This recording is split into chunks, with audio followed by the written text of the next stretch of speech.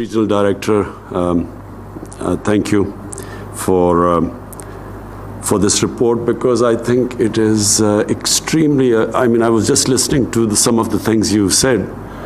It's really the sort of things we have talked about in these past 2.5 years.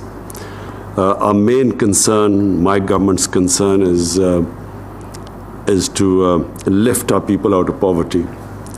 And the Human Development Report actually is that report where you are actually pointing out the ways, the inequality, the areas that have been left behind, people who have been left behind, the situation of the minorities, transgender.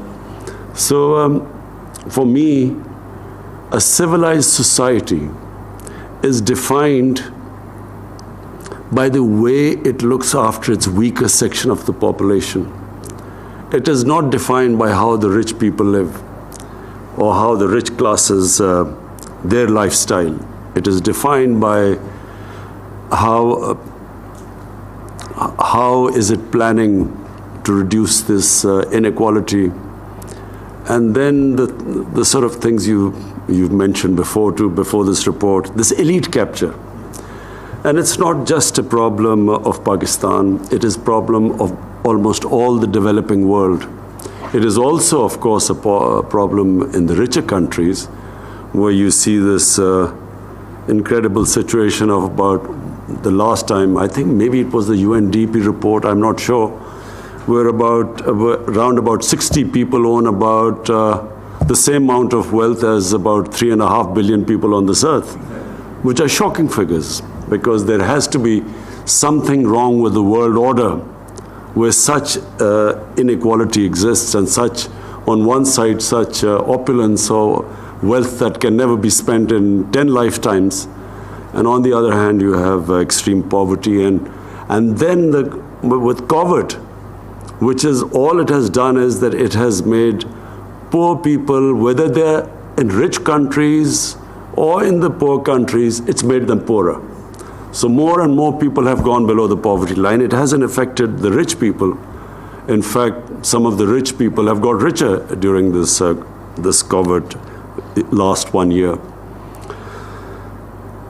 Elite capture is a problem specifically of the developing countries.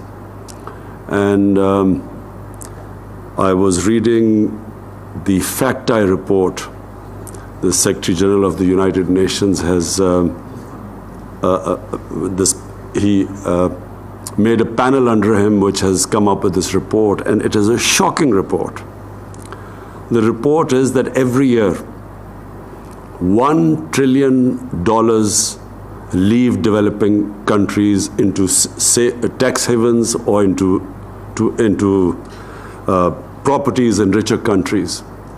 And that $7 trillion of these poor countries, money laundered out of the countries, is parked in safe tax havens and leaving the poor countries. So basically, this is, if I just look at the world, this one fact is the reason behind this huge inequality in this world and the cause of huge poverty, because when this sort of money leaves the poor countries, employment is created in the countries it is destined for. So the poor countries are not only deprived of employment which this money could provide, not only does it also create poverty, because this is the money that could be spent on human development, but it also affects the currency. Because when so many dollars leave the poor countries, the currency gets affected. And when the currency gets affected and when it devalues, it causes more poverty and inflation. So this is a vicious cycle going on. And really, unless something is done about it, I'm scared that the richer countries will have to build these walls to keep these immigrants, economic immigrants out, who will be trying desperately, risking their lives to get to richer countries. So this is the one factor which, in my opinion, is causing more deaths in this world, poverty, misery in this world. And unfortunately, the richer countries, there is no incentive to stop this outflow from the poor countries of illicit money, because they gain from it. Now I come to the elite capture in our country, in our experience of 2.5 years. I'm proud to say that we are the first government that has gone after the cartels. No one in our history has gone after the most powerful sugar cartel. All it does is it just jacks up the sugar prices, and sugar is consumed amongst the poor people the most, because it's like the dessert of a poor family. And the poor the children in poor families, sugar is everything, and therefore, because it's consumed by the masses, therefore the sort of profits that are made by jacking up the sugar prices by the cartels, and because the cartels are all very powerful and connected politically, so this is the first time a government has taken this step. And we intend, we've strengthened the Competition Commission again to stop these cartels from making these mega profits at the expense of the people, who actually then bear the burden because of inflation, and they get poorer. What I was very proud of this report was the performance of Khyber Pakhtunkhwa, a province that was devastated when in 2013, when we took over the province, it was devastated by the war on terror. There were bomb attacks going on. The people had migrated from Pakhtunkhwa to Islamabad or other cities because of the danger to their lives and the insecurity. And so it gives me great pleasure to have what you pointed out, what the report says, that the province that reduced poverty the greatest and developed its human beings the greatest was KP, and it has almost caught up with Punjab. So that is a source of great satisfaction for my government. I'm also very proud of the way in Qudrat during this last 1 year, the way we came out with this Asas program, and Sania deserves all the credit for disbursing this huge amount of money in the shortest space of time, and when no one could say that there was any sort of political type of distribution, or there was any I noticed that in Lebanon people were out in the streets and they felt that the money distributed during Qudrat was distributed on political basis and wasn't equitably distributed, and I'm very proud that no one could say that about us. Your point, Dr. Pasha, that now that we are having probably a very scary third wave, in some ways actually it is more scary than the first wave. Second wave wasn't that bad. So we are going to speak to the IMF because we see disruptions ahead. And just when our economy was recovering and all the indicators were positive, unfortunately now we will have to review the whole situation and a new Asas program, because the service industry has been badly hit everywhere in the world, but in Pakistan our service industry has been really badly hit. And now with this third wave we will have to give incentive packages. When we look at what the United States, with a population of 330 million, it's almost $4 trillion is what they have distributed, and our population with 220 million, we barely $8 billion was the total incentive package we came up with. So I think it's time for a second package, and we will obviously talk to the IMF. And I think the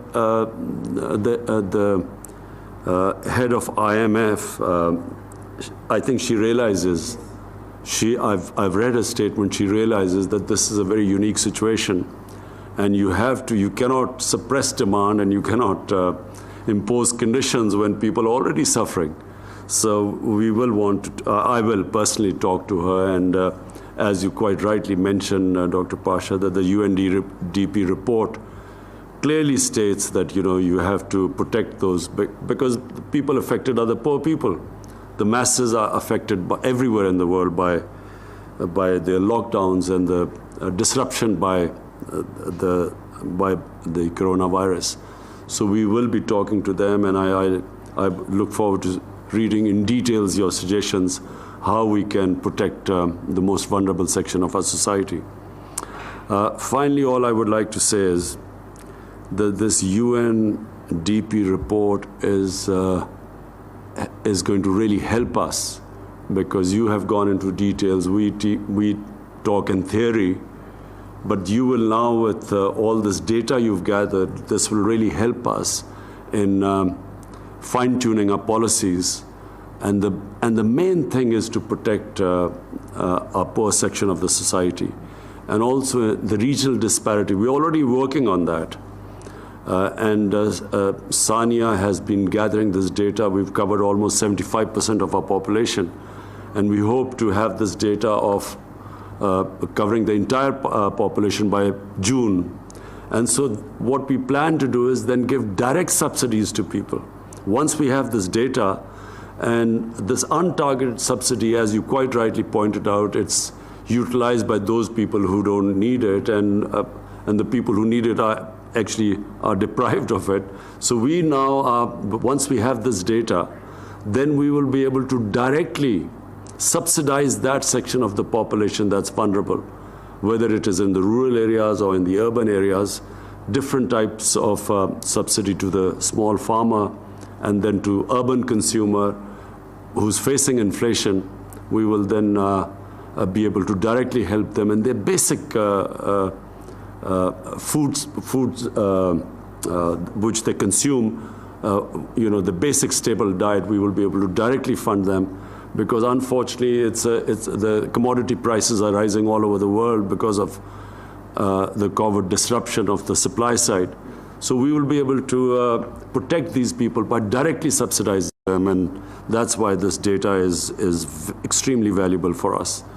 So I want to again thank everyone, and I want to say that this really will help us, and UNDP has done a tremendous job which is beneficial to us, and I'm sure that such reports would benefit all the developing world. All the countries would benefit from this report. So thank you, Dr. Pasha, and thank you, everyone.